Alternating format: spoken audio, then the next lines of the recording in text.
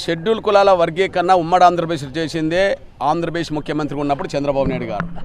కాబట్టి ఇప్పుడు ఆటోమేటిక్గా చంద్రబాబు నాయుడు గారు మళ్ళీ ముఖ్యమంత్రిగా ఉన్నాడు. ఆయన వర్గీకరణ చేస్తామని పదే పదే హామీ ఇచ్చి జనంలోకి వెళ్ళాడు. మాదిగలందరూ ఆయనకు సంపూర్ణ సహకారం అందించారు. వర్గీకరణ మళ్ళా సుప్రీంకోర్టు అనుకూలమైన తీర్పిచ్చిన సమయంలో చంద్రబాబు నాయుడు గారు ముఖ్యమంత్రిగా ఉండడం అనేది మా జాతికి భవిష్యత్తుకు ఉపయోగపడుతుంది. రేపు వర్గీకరణ జరుగుతుంది. ఆ స్థానంలో మరొకరు కనుక ఉంటే మా వర్గీకరణ జరిగేది కాదు.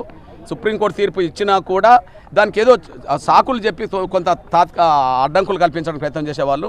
ఇక్కడ చంద్రబాబు నాయుడు గారు ఉండడం వల్ల ఆ వర్గీకరణ అమలు జరుగుతుంది ఆంధ్రప్రదేశ్లో. ఎంఆర్పిఎస్ ఉద్యమం 30 సంవత్సరాల నుంచి పోరాటం చేస్తున్నది వర్గీకరణ కోసం. ఈ విజయం కోసమే 30 ఏళ్ళ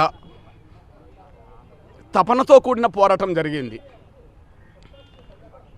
ఒక జాతికి జరిగిన అన్యాయాన్ని సరిదిద్దడం కోసం జరిగిన పోరాటంలో, జాతిని గెలిపించుకోవడం కోసం జరిగిన పోరాటంలో ఎంతోమంది ఎంఆర్పిఎస్ నేతలు తమ ప్రాణాలను కోల్పోయారు.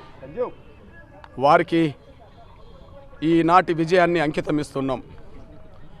30 ఏళ్ళుగా అలుపెరగని పోరాటం చేస్తూ వచ్చిన, కష్టాలు వచ్చినా, బాధలు వచ్చినా, దెబ్బలు తగిలినా, జైలు పాలైనా, నిందలు పడ్డా, ఎన్ని రకాలుగా అవాంతరాలు అడ్డంకులు ఎదురైనా మొక్కవోని దీక్షతో, అకటింత పట్టుదలతో 30 ఏళ్ళుగా ఉద్యమాన్ని ముందుకు నడిపించిన ఎంఆర్పిఎస్ మాదిగ బిడ్డలందరికీ ఈ విజయాన్ని అంకితం ఇస్తున్నాం.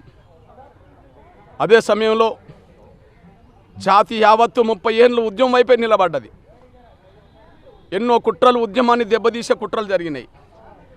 ఎంతోమంది స్వార్థపరులు వెన్నుపోట్లు పొడిచే ప్రయత్నం చేశారు.